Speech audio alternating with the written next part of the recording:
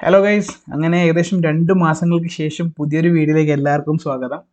നിങ്ങൾക്കറിയാം, ഞാൻ കമ്മ്യൂണിറ്റി ടാബിൽ അപ്ഡേറ്റ് ചെയ്തിരുന്നു. കഴിഞ്ഞ 2 മാസമായിട്ട് ഭയങ്കര തിരക്കായിരുന്നു, കല്യാണം ഉണ്ടായിരുന്നു. അതിനുശേഷം ജോലി ചെറുതായിട്ടൊന്ന് ഷിഫ്റ്റായി, അങ്ങനെ ഒരുപാട് ഇതുണ്ടായിരുന്നു. നമ്മൾ ട്രേഡിംഗ് ഒക്കെ സത്യം പറഞ്ഞാൽ കഴിഞ്ഞ ഒരു മാസം ചാർട്ടിനകത്ത് നോക്കിയിട്ടില്ല. നമ്മൾ വീഡിയോ ചെയ്യുന്ന സമയത്ത് BTC ഏകദേശം 30 35 32-35 റേഞ്ചാണ്. ഇപ്പോൾ 46 പോയിട്ടുണ്ട്, 47 വരെ പോയിട്ടുണ്ട്. സോ നല്ലതാണ് മാർക്കറ്റിൽ. പക്ഷേ എങ്ങനെയൊക്കെ നല്ലതാകുമ്പം റീസെൻ്റ്ലി ഇപ്പം പാനിക് ആവേണ്ടത് പറഞ്ഞാൽ കൈൻഡ് ഓഫ് പാനിക് ആണ് കുറേ പേര്. കാരണം കുറേ ആൾക്കാർ ഇന്റർനാഷണൽ എക്സ്ചേഞ്ചസ് ആണ് യൂസ് ചെയ്യുന്നത്. കാരണം ഇന്ത്യയുടെ ടാക്സ് ഒക്കെ ഭയങ്കര പ്രശ്നമായതുകൊണ്ട് തന്നെ.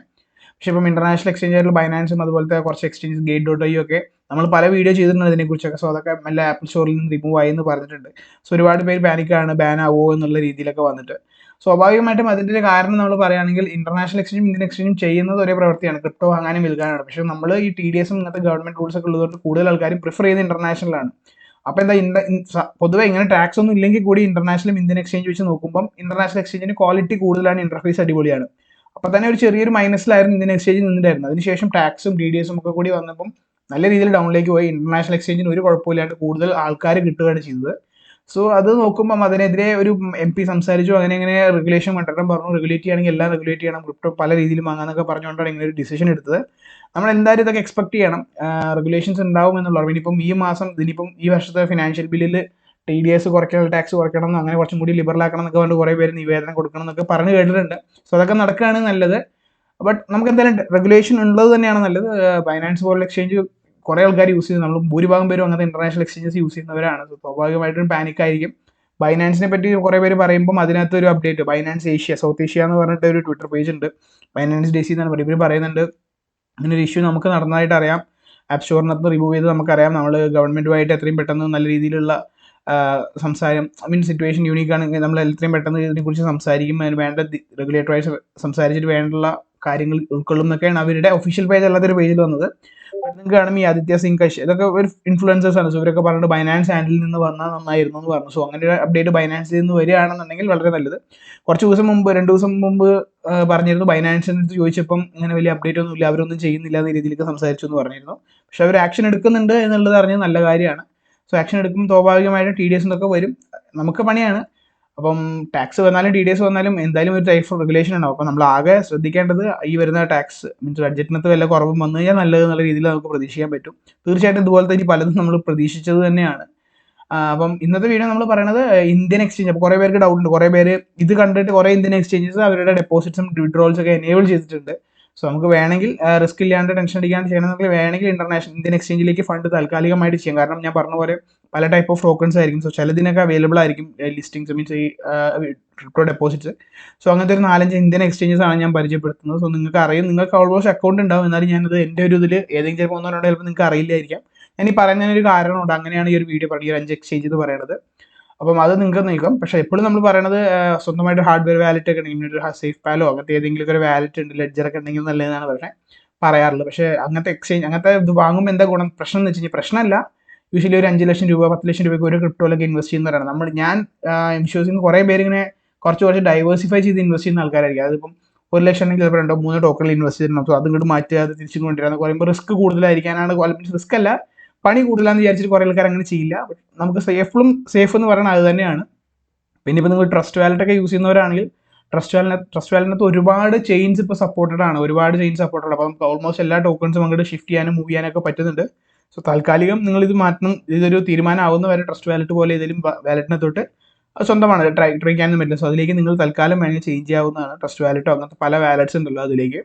അപ്പം ഞാൻ ഇന്ത്യൻ എക്സ്ചേഞ്ചിനെ കുറിച്ച് ബ്രീഫായിട്ട് പറയാം. അപ്പം അത് നിങ്ങളുടെ ഇഷ്ടമാണ്, ഞാൻ ഇതിനകത്ത് ഇൻവെസ്റ്റ് ചെയ്യാൻ പറയില്ല. ഞാനിതൊരു പെയ്ഡ് പ്രൊമോഷൻ ഒന്നും അല്ല, ജസ്റ്റ് ഞാൻ കുറച്ച് നോക്കിയപ്പം അറിഞ്ഞിട്ടുള്ള ഒരു ഇതാണ്. അതിന് മുൻപ് ഞാനൊരു ഭാരത് വെബ്3 അസോസിയേഷൻ എന്ന് പറഞ്ഞിട്ട് നിങ്ങൾക്കറിയാം. ഭാരത് വെബ്3 അസോസിയേഷൻ പറഞ്ഞാൽ ഇന്ത്യയുടെ ക്രിപ്റ്റോ ഇതിനൊക്കെ വേണ്ടിയിട്ടുള്ള ഒരു അസോസിയേഷനാണ്. വലിയ വലിയ എക്സ്ചേഞ്ചസും അങ്ങനത്തെ എല്ലാവരും കൂടി ഒരുമിച്ച് തീരുമാനം എടുത്തിട്ടൊക്കെയാണ് ഓരോ കാര്യങ്ങൾ കൊണ്ടുവരിക. സോ റെഗുലേഷൻ കൈൻഡ് ഓഫ് അങ്ങനത്തിന് വേണ്ടിയിട്ടാണ്. എന്താ പറയുക, കുറേ Web3 ലീഡേഴ്സ് എല്ലാം യുണൈറ്റ് ചെയ്തിട്ട് നല്ല നല്ല കാര്യങ്ങൾ ചെയ്യണമെന്ന് വിചാരിച്ചിട്ട് തുടങ്ങിയ ഒരു അസോസിയേഷനാണ്.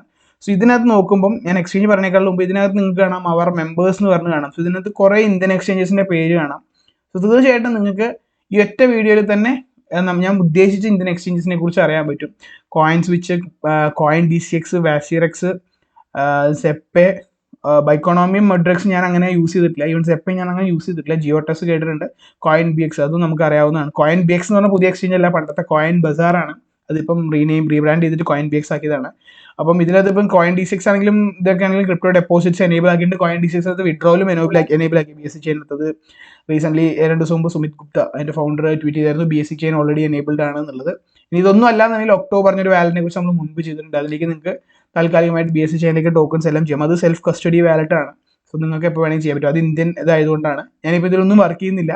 ഫസ്റ്റ് ഞാൻ കോയിൻ D6 വർക്ക് ചെയ്ത്, ഇപ്പം അതിനകത്തല്ല ഇപ്പം വർക്ക് ചെയ്യുന്നത്. അതിനുശേഷം ഒക്ടോബർ പോയി, അതൊന്നും അല്ല ഇപ്പം അതിലല്ല വർക്ക് ചെയ്യുന്നത്, അതുകൊണ്ടാണ് പറയുന്നത്. But still we can use. അതിനകത്ത് ഇപ്പം കോയിൻ BX എന്ന് പറയുന്നത് കോയിൻ ബസാർ എന്ന് പറയുന്നത് 5 വർഷത്തോളമായി. ഇതിനകത്ത് ഏകദേശം 140 പേരോളുണ്ട് പറഞ്ഞു. ഇതിനകത്ത് കൂടുതലും ക്രിപ്റ്റോ ഡെപ്പോസിറ്റ്. ഈ കോയിൻ DCXും വാസറെക്സും പറയുമ്പോൾ നിങ്ങൾക്ക് ചെറിയ ചെറിയ tokens, maximum trade only tokens ആയിരിക്കും നിങ്ങൾക്ക് കാണാൻ പറ്റും. ട്രേഡ് ഓൺലി പറഞ്ഞാൽ അറിയാമല്ലോ, അത് ഡെപ്പോസിറ്റ്സും ക്രിപ്റ്റോ ഇതും ഉണ്ടാവില്ല. പക്ഷേ ഈ കോയിൻ BXും അതുപോലെ മറ്റുള്ള എക്സ്ചേഞ്ചൊക്കെ കോയിൻ സ്വിച്ചും അതുപോലെ തന്നെയാണ്. ചിലത് മിക്കതും ട്രേഡ് ഓൺലി ആണ്, കാരണം അവർ വാലറ്റ് എനേബിൾ ചെയ്യുന്നില്ല. പക്ഷേ കോയിൻ BXനകത്ത് കുറച്ച് ടോക്കൺസേ ഉള്ളൂ. ഉള്ളതിനകത്ത് നമുക്ക് ട്രാൻസ്ഫർ ചെയ്യാൻ പറ്റുന്ന ഇതും എല്ലാം ഇല്ല, മീൻസ് ഏകദേശം കുറച്ച് ടോക്കൺസ് ഉള്ളതിൽ ഒരു 80% ക്രിപ്റ്റോ ഡെപ്പോസിറ്റ്സ് വിഡ്രോവൽസ് എനേബിൾഡ് ആണ്. അതുകൊണ്ട് അത് നോക്കാം. വാസറെക്സ് അതറിയാം, വാസറെക്സ് പക്ഷേ ഇപ്പം അവർ കൂടുതൽ ഷാർഡിയത്തിലേക്ക് പോയതുകൊണ്ട് അത്രയ്ക്ക് വലിയ രീതിയിൽ ഫോക്കസ് ചെയ്യുന്നില്ല. ടോപ്പ് ആയിരുന്നു കഴിഞ്ഞ ബുൾ സൈക്കിളിൽ. ഇപ്പം കോയിൻ D6 ആണെന്ന് നോക്കുമ്പോൾ കുറച്ചും കൂടി മുന്നിൽ നിൽക്കുന്നത്.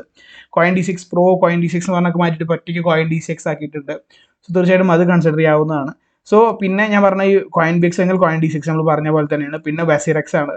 പിന്നെ ഉള്ളത് സെപ്പയിൽ ഞാൻ ഇതൊരു അക്കൗണ്ട് തുടങ്ങിയിട്ടില്ല, പക്ഷേ ഇത് ഞാൻ യൂസ് ചെയ്തവരാണെങ്കിൽ തീർച്ചയായിട്ടും നിങ്ങൾക്ക് അറിയാം. ഇതിനകത്തും ഡെപ്പോസിറ്റ്സ് വിഡ്രോവൽസ് ഉണ്ടെന്നാണ് ഞാൻ വിശ്വസിക്കുന്നത്. തീർച്ചയായിട്ടും ഇത് ട്രൈ ചെയ്യാം.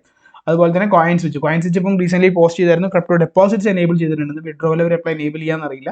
സോ അത് നിങ്ങൾ നോക്കാവുന്നതാണ്. അതുപോലെ തന്നെ ജിയോടെക്സും. ഇതെല്ലാം ഇതിനകത്ത് ഉള്ളത് കൊണ്ടാണ് ഞാൻ പറഞ്ഞത്. കാരണം Web3 ഫൗണ്ടേഷനായിട്ട് അവർ മീൻസ് ഗവൺമെന്റുമായിട്ട് കൂടുതലായിട്ടും കോൺവെർസേഷൻ ചെയ്യുന്ന എക്സ്ചേഞ്ചസ് ആണിത്. അതുകൊണ്ടാണ്. ഇതിൽ BitBNS ഒക്കെ ഒന്നും ഞാൻ ഒരിക്കലും പറയട്ടെ. BitBNSൽ ഭയങ്കര പ്രശ്നങ്ങൾ നടക്കുകയാണ്. സോ അതിനകത്ത് അക്കൗണ്ടുള്ളവർ എത്രയും പെട്ടെന്ന് മാറ്റാൻ നോക്കുക. അതിനകത്ത് ഒരുപാട് പ്രശ്നങ്ങൾ നടക്കുന്നുണ്ടെന്ന് പറഞ്ഞു, എന്തൊക്കെയോ കുറെ ഉടായ്പ നടക്കുന്നുണ്ടെന്നൊക്കെയാണ് കേട്ടത്. എനിക്കറിയില്ല സത്യം, ഞാനൊരു എക്സ്ചേഞ്ചിനെ കുറിച്ച് അങ്ങനെ പറയാൻ പറ്റില്ല. പക്ഷേ മൊത്തത്തിൽ കമ്മ്യൂണിറ്റിയിൽ കിട്ടുന്ന ഇൻഫർമേഷൻ ഞാനങ്ങൾ ഷെയർ ചെയ്യാണ്. സോ നിങ്ങൾക്ക് ഈ പറഞ്ഞ 4-5 എക്സ്ചേഞ്ചസ് അക്കൗണ്ടിൽ അതിന് ട്രൈ ചെയ്യാവുന്നതാണ്. ഇതിൽ ഏതെങ്കിലും 1-2 എക്സ്ചേഞ്ചിന്റെ ലിങ്ക് ഞാൻ താഴെ കൊടുക്കുക, വേണമെങ്കിൽ നിങ്ങൾക്ക് അങ്ങനെ തുടങ്ങാം, അല്ലെങ്കിൽ സ്വന്തമായിട്ട് ചെയ്യാം. ഇതിനകത്ത് ഇപ്പം ക്രിപ്റ്റോ ഡെപ്പോസിറ്റ്സ് ഉള്ളതുകൊണ്ടാണ് ഞാൻ പറഞ്ഞത്. തീർച്ചയായിട്ടും നമ്മൾ ഫണ്ട് എടുക്കുമ്പോൾ P2P അല്ലാതെ ഇരിക്കണം എന്നുണ്ടെങ്കിൽ ഇതുപോലെ ഇന്ത്യൻ പൈസയിലേക്ക് മാറ്റിയെടുക്കുന്ന നമ്മൾ മാക്സിമം പ്രോഫിറ്റ് ആണെങ്കിലും എടുക്കുക. അപ്പം തൽക്കാലം വേണമെങ്കിൽ ഇങ്ങനെ ചെയ്യാമെന്ന് മാത്രമേ ഒരു ഓപ്ഷൻ ഉള്ളൂ.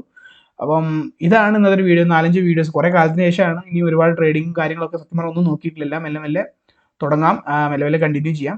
സോ ഹോപ്പ്ഫുള്ളി നിങ്ങൾക്ക് ഇത് അറിയാവുന്ന കാര്യമാണ്, എന്നാലും കൂടി ഇൻഫർമേഷൻ അറിയാത്തവർക്ക് ഇങ്ങനത്തെ കുറച്ച് കാര്യങ്ങളെ കുറിച്ച് അറിയാം. ഈ ഭാരത് ഫൗണ്ടേഷൻ ഇവരുടെ മെമ്പേഴ്സ് ഏതൊക്കെയാണെന്നൊക്കെ അറിയില്ല എന്ന് എന്തെങ്കിലും ഇൻഫർമേഷൻ കിട്ടും, തീർച്ചയായിട്ടും സപ്പോർട്ട് ചെയ്യാൻ. എനിക്കറിയാം സ്വാഭാവികമായിട്ട് എത്ര പേര് സപ്പോർട്ട് ചെയ്യുന്നറിയില്ല, കുറേ കാലത്തിന് ശേഷമാണ്. ഈവൻ നോട്ടിഫിക്കേഷൻ പോലും ചില ആൾക്കാർക്ക് വന്നോളന്നില്ല.